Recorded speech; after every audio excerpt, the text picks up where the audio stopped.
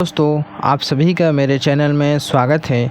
दोस्तों, आज की इस वीडियो में हम सीखने वाले हैं बोर्डमास के रूल के हिसाब से सवालों को हल करना। जैसा कि दोस्तों मैंने यहाँ पर 4 सवाल लिए हैं, जिसमें से पहला सवाल ये है कि 24/2 फिर छोटे कोष्ठक में 8 - 4। फिर दूसरा सवाल है कि 10/5 गुणे 4 - 3 + 5। ठीक है, उसके बाद देखते हैं हमारा तीसरा सवाल है कि जो कि भिन्न की तरह है। ठीक है, और चौथा सवाल ये है कि जो कि मझला कोष्ठक छोटा कोष्ठक साथ में मिला है। तो जो दोस्तों इस तरह के सवालों को हम कैसे हल करेंगे, यानी जिसमें कि प्लस यानी कि जोड़ माइनस फिर जोड़ माइनस, उसके बाद फिर क्या है हमारा प्लस है, भागे का निशान है, माइनस है, गुणे का निशान है। इस तरीके से जब संख्या जब रहती है तो उसको हम कैसे हल करते हैं। तो दोस्तों ये इस तरह के सवालों को बोर्डमास के रूल के हिसाब से जो यहाँ पर लिखा हुआ है, इस रूल के नियम के हिसाब से इस तरह के सवालों को हल किया जाता है। तो कैसे हल किया जाता है मैं आपको इस वीडियो में बताने वाला हूँ। बहुत ही सरल और आसान तरीके से और स्टेप बाय स्टेप बताऊँगा कि कैसे हम पहले किस वाले को हल करेंगे। ठीक है, इसमें ध्यान देने वाली बात है, जो यहाँ पर नियम लिखा गया है इसी नियम के हिसाब से इसको हल किया जाता है। तो ध्यान से देखिए कैसे हल किया जाएगा। ठीक है, तो दोस्तों यहाँ सबसे पहले हम बोर्डमास का जो नियम है उसको हम समझते हैं। तो बोर्डमास का मतलब होता है कि BODMAS, इस तरीके से ये होता है, जिसका B का मतलब होता है ब्रैकेट्स, O का मतलब होता है ऑफ, D का मतलब होता है डिवीजन, M का मतलब होता है मल्टीप्लिकेशन, A का मतलब होता है एडिशन और S का मतलब होता है सब्ट्रैक्शन। इसका मतलब होता है कि ब्रैकेट्स यानी कि जिसमें कि एक होता है बड़ा कोष्ठक, फिर होता है मझला कोष्ठक, फिर है छोटा कोष्ठक, फिर होता है ऑफ मतलब होता है गुणा, जिसका मतलब मानी कि इस तरह के सवालों में इसका इस्तेमाल होता है, जो कि कोष्ठक के बाहर जो संख्या रहती है, जो कोष्ठक के बाहर संख्या रहती है उसके लिए इसका पहले इस्तेमाल किया जाता है। फिर उसका मतलब डी का मतलब डिवीजन यानी कि भाग, फिर गुणा, फिर जोड़, फिर माइनस, यानी इसी क्रम वाइज से हम संख्या को हल करेंगे। यानी सबसे पहले हम कोष्ठक को हल करेंगे, उसके बाद हम क्या करेंगे भाग को हल करेंगे, फिर गुणे को, फिर जोड़ को, फिर घटाव को। इस तरीके से हल किया जाता है। चलिए सवाल को देखेंगे तभी जाकर समझ में आएगा। जैसे कि हमारा यह सवाल है कि 24/2 फिर छोटा कोष्ठक में 8 - 4, ये हमारा सवाल है। तो ध्यान से देखिए पहले क्या हल करेंगे। तो सबसे पहले नियम क्या कहता है, पहले ब्रैकेट्स को हल कीजिए यानी कि कोष्ठक को हल करिए। तो यहाँ पर कोष्ठक क्या है 8 - 4 है, तो पहले इस वाले को हम हल करेंगे। ठीक है, तो जो बाकी जो बचता है उसको लिखते जाइए। तो 24/2। अब कोष्ठक को हल करेंगे तो कोष्ठक में क्या है 8 - 4 है। जब 8 में से जब 4 घटेगा क्या बचेगा 4, तो यहाँ पर लिखेंगे हम 4। ठीक है, अब हमने इतना कर लिया। अब देखिए यहाँ पर कोष्ठक अभी भी कोष्ठक के अंदर 4 है, उसके बाहर 2 संख्या पड़ी है। ठीक है, तो अब हम क्या करेंगे, कोष्ठक तो हमने हल कर लिया, उसके बाद मतलब होता है ऑफ, यानी कि जिसका मतलब होता है का, यानी कि इस कोष्ठक वाले के जो बाहर संख्या है अब इसको हल करेंगे, न कि भाग को। कोष्ठक के बाहर वाले को पहले हल करेंगे। तो जब 2 का कोष्ठक के बाहर जो संख्या है और कोष्ठक के अंदर जो 4 है, तो इसके बीच में क्या रहता है गुणे का निशान छिपा रहता है। ठीक है, तो क्या हो जाएगा 2 चौका 8, तो 24/8। अब क्या बचा हमारे पास 24/8 बचा है। अब 24 में 8 से हमें भाग देना है। ठीक है, जब 24 में 8 से भाग देंगे कितना हो जाएगा 8 3 के 24, यानी कि 3 बार में चला जाएगा। तो इसका जो आंसर आएगा 3 आएगा। ठीक, हमने पहला सवाल को हल कर लिया है, इस हटा देते हैं ये सब। ठीक है, पहला सवाल हमने हल कर लिया। अब हम देखते हैं अपने दूसरे सवाल को इसी नियम से। ध्यान से देखिए, इसमें क्या है कि 10 ठीक है 10/5 गुणे 4 - 3 + 5, इस तरीके से दिया है। तो इन रूल क्या कहते हैं, पहले ब्रैकेट्स को हल करिए। तो यहाँ पर कोष्ठक तो कहीं दिख नहीं रहा है, तो यानी कि इस वाले को हम छोड़ देंगे। उसके बाद होता है ऑफ, यानी जिसका मतलब होता है कोष्ठक ठीक बाहर वाले, तो ये भी नहीं है तो इसको भी हम छोड़ देंगे। अब अगला क्या है डिवीजन, यानी कि भाग को हल करेंगे। जो भाग दिया है इसमें भाग कहाँ है, किसके किसके बीच में है 10 और 5 के बीच में भाग है। तो यानी कि पहले इसको हल करेंगे, न कि पहले जोड़ेंगे, न कि घटाएंगे, न गुणा करेंगे। पहले क्या करेंगे रूल के हिसाब से भाग को हल करेंगे। ठीक है, तो चलिए रूल के हिसाब से चलते हैं। तो हमें 10 में 10 भागे 5 है, तो जब 10 में 5 से भाग देंगे क्या हो जाएगा, 5 दूनी की 10, 2 बार में चला जाएगा, तो यहाँ पर लिखेंगे हम 2। फिर जो बचेगी उसको लिखेंगे, तो 2 4 बचा है, गुणे 4 माइनस 3 प्लस 5, ये बच गया।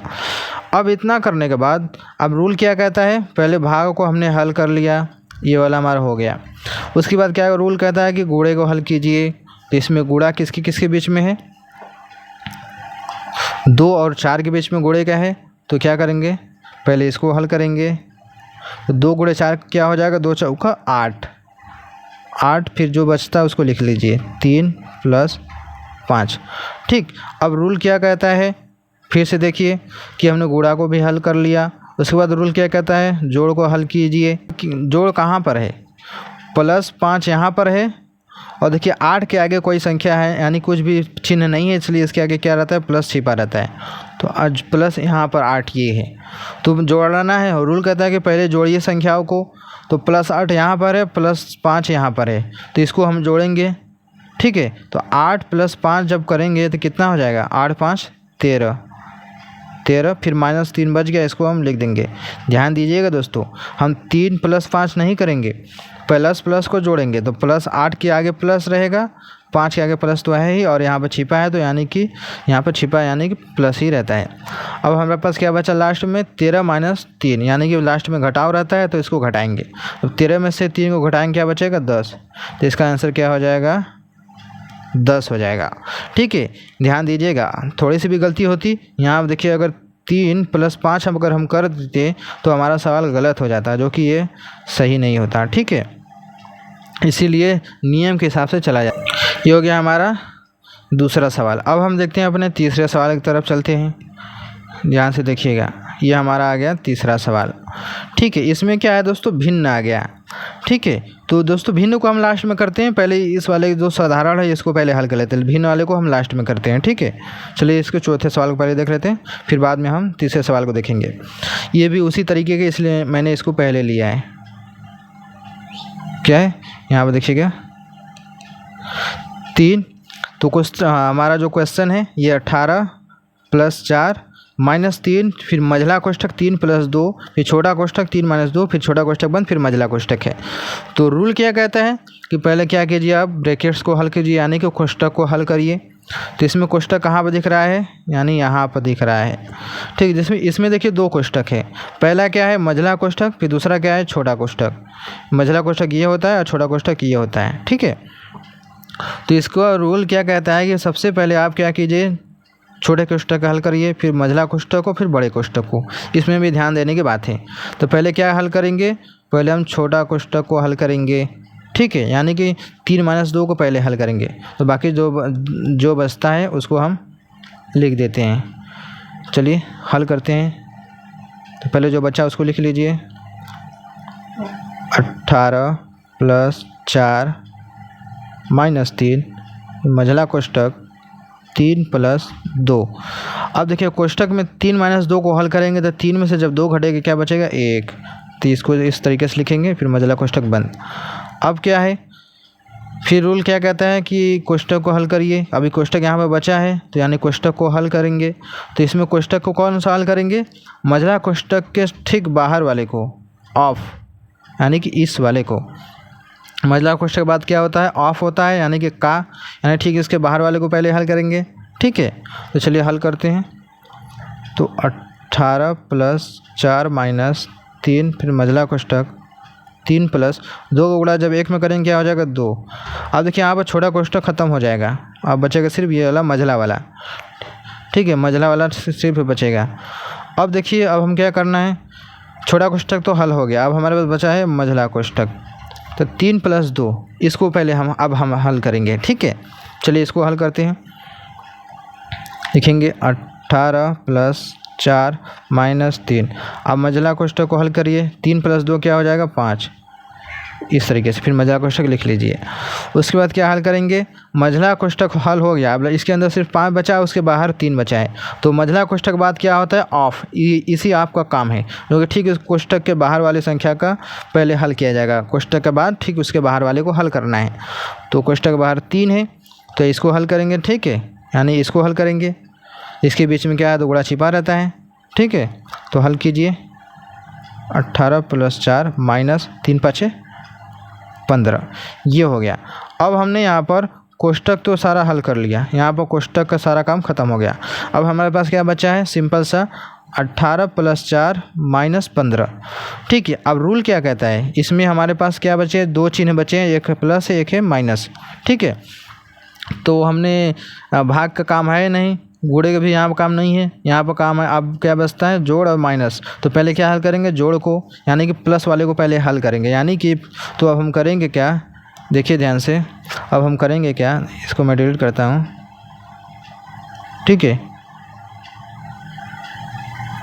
अब हम करेंगे क्या, इस 18 + 4 को यानी कि जोड़ वाले को हल करेंगे, यानी 18 + 4 करेंगे। तो क्या हो जाएगा, 18 + 4 क्या होता है, 18 × 4 = 22, 22 - 15। और लास्ट में क्या बचा है, सिर्फ 22 - 15। तो 22 में से जब 15 को घटाएंगे क्या बचेगा, 7 बचेगा। ये हो जाएगा इसका आंसर। ठीक है, तो देखा दोस्तों आप लोगों ने कैसे हमने हल किया, इस तरीके से होता है। जो अगर रूल के हिसाब से आप लोग चलेंगे तो आपका सवाल कभी भी गलत नहीं होगा, अगर रूल के खिलाफ चलेंगे तो आपका सवाल तुरंत ही गलत हो जाएगा, इसमें कोई भी समय नहीं लगेगा। हमने 3 सवाल हल कर लिया। आप देखते हैं अपना ये वाला जो कि हमारा भिन्न वाला है। ठीक है, तो इसको चलिए हल करते हैं। इसको कैसे हल करेंगे, ध्यान से देखिएगा। इसमें भी वही रूल लगेगा जो कि रूल अभी तक हमने करते आया रूल के हिसाब से सवालों को। ठीक है, कैसे करेंगे ध्यान से देखिएगा। इसमें देखिए क्या है, प्लस है, भागा है, फिर माइनस है। तो सबसे पहले क्या करेंगे, गुणा है नहीं, भाग है, गुणा है, उसके बाद गुणा है। तो इसमें क्या है, पहले भाग है, तो पहले हम क्या करेंगे, रूल के हिसाब से भाग को हल करेंगे। ठीक है, चलिए भाग को हल करते हैं, ध्यान से देखिएगा। यहाँ डिलीट कर देता हूँ। तो भाग हमारा पहले हल करेंगे, तो जो बचता है उसको लिख लीजिए, 2 + 5 + 8 / 4, क्योंकि हल इन दोनों को करना है। ठीक है, तो 8 + 4 भाग को हल करना होता है। भिन्न में जब भी भाग को हल किया जाता है तो वो क्या होता है, जस्ट उल्टा हो जाता है, यानी भाग से ये गुणे में बदल जाता है और जो संख्या नीचे रहती है वो ऊपर वाला नीचे हो जाता है, यानी कि 5/6 हो जाता है, फिर माइनस 3/2, इस तरीके से होता है। ठीक है, अब क्या करना है, भाग रूल के हिसाब से हमने भागों को हल कर लिया। अब क्या होता है, उसके बाद क्या आता है, गुणा आता है। तो इसमें गुणा किसके बीच में है, इस वाले के बीच में है, यानी 8/4 गुणे 5/6, यानी पहले आप इसको हल करेंगे। ठीक है, तो चलिए इसको हल करते हैं। जो बच्चा आता है उसको लिख दीजिए, 2/5 + 8 गुणे 8/4 गुणे 5/6। तो क्या करिएगा, गुणा कर देते हैं, 8 × 5 = 40 बटा में 4 × 6 = 24 माइनस 3/2। इस तरीके से हमने लिख लिया। अब हम क्या करेंगे दोस्तों, यहाँ पर ध्यान से देखिएगा। इतना करने के बाद अब क्या है, यहाँ पर लास्ट में जोड़ और माइनस, यहाँ पर प्लस और माइनस बचा है, तो यानी कि पहले जोड़ वाले को हल करेंगे, यानी पहले इस वाले को हल करेंगे, फिर बाद में जाकर माइनस वाले को हल करेंगे। अब इसको हल करने के लिए क्या करना होगा, हमें भिन्न के सवाल की तरह इसको हल करेंगे। ठीक है, तो देखिए, तो इसको हल करने के लिए क्या करेंगे, पहले 5 और 24 का लस लेना होगा यहाँ पर। ठीक है, तो 5 और 24 का लस कितना हो जाएगा, 2 से 5 कटेगा नहीं, 2 × 2, 2 दूनी के 4, 2 से 5 नहीं कटेगा, 2 × 6 = 12 कट जाएगा, 5 2 3 6 कट जाएगा, 3 से 3 कट जाएगा, 5 से 5 कट जाएगा। तो इसका लस कितना आ जाएगा, 2, देखिए 2 गुणे 2 गुणे 2 गुणे 3 गुणे 5, ये आएगा। ठीक है, चलिए गुणा करते हैं, 2 दूनी के 4, 2 दूनी के 8, 3 के 24, 24 × 5 = 24 गुणा जब 5 में करेंगे तो 5 को 20 के 0 0 80 लगा 2, 5 दूनी के 10 2 12 120 आएगा। ठीक है, तो यहाँ पर हम लिखेंगे 120। ठीक है, अब जब 120 में 5 से जब भाग देंगे तो कितना आ जाएगा, 120 में जब 5 से भाग दिया जाए तो क्या हो जाएगा, 5 × 5 5 × 20 14 आएगा। इस 14 गुणा 2 में करेंगे क्या हो जाएगा, 14 दूना का 28, यहाँ हो जाएगा 28 प्लस 24 गुणा जब 120 में दिया जाएगा तो कितना आ जाएगा, 120 भागे 24, तो क्या हो जाएगा, देखिए 6 से काटेंगे, 6 × 4 = 24, 6 दूनी की 12 कट गया, फिर 20/4 तो 4 5 20 यानी 5 आएगा। ठीक है, 5 बार में 120 कट जाएगा, तो 5 का गुणा जब 40 किया जाएगा तो क्या हो जाएगा, 5 का 20, 200 आएगा, तो यहाँ पर लिखेंगे हम 200। ठीक है, फिर जो -3/2 इसको हम यहाँ पर लिखेंगे। इतना करने के बाद देखिए ध्यान से देखिएगा दोस्तों, मैं इसको डिलीट कर देता हूँ जगह कम की वजह से। ठीक है, ध्यान से देखिए, इतना हो गया।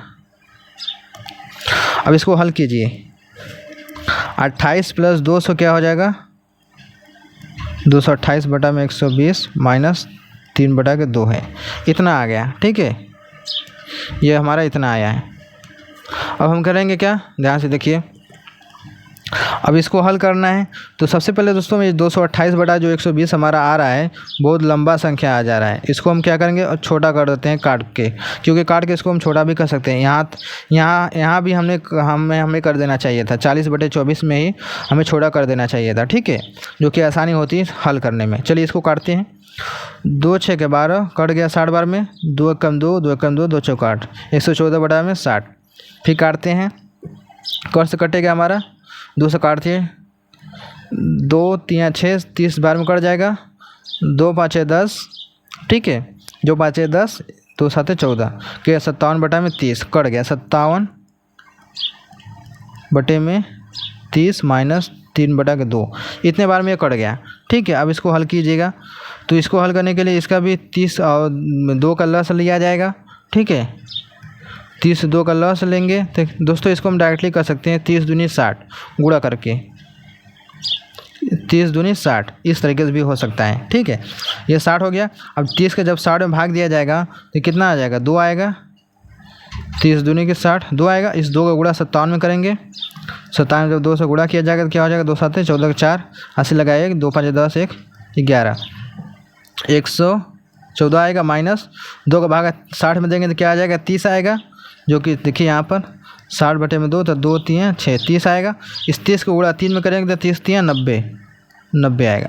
ठीक है, अब 114 में 90 घटाएंगे, 114 में 90 घटाएंगे। चलिए इसको मैं डिलीट कर देता हूँ।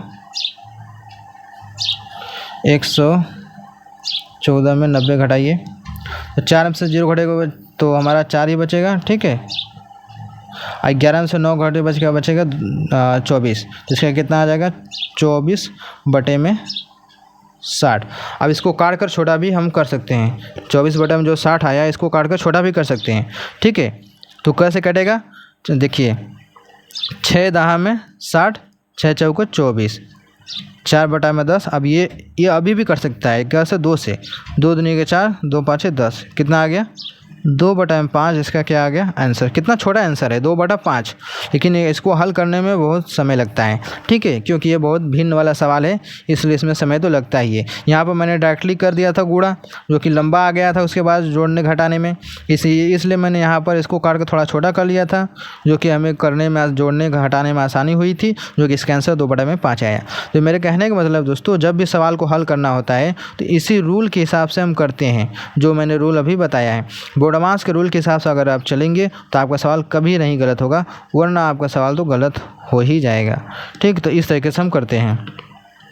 तो आई होप दोस्तों आपको समझ में आ गया होगा। तो वीडियो अच्छी लगी होगी तो वीडियो को लाइक ज़रूर कीजिएगा। तो चलिए दोस्तों, मिलते हैं एक नए वीडियो में।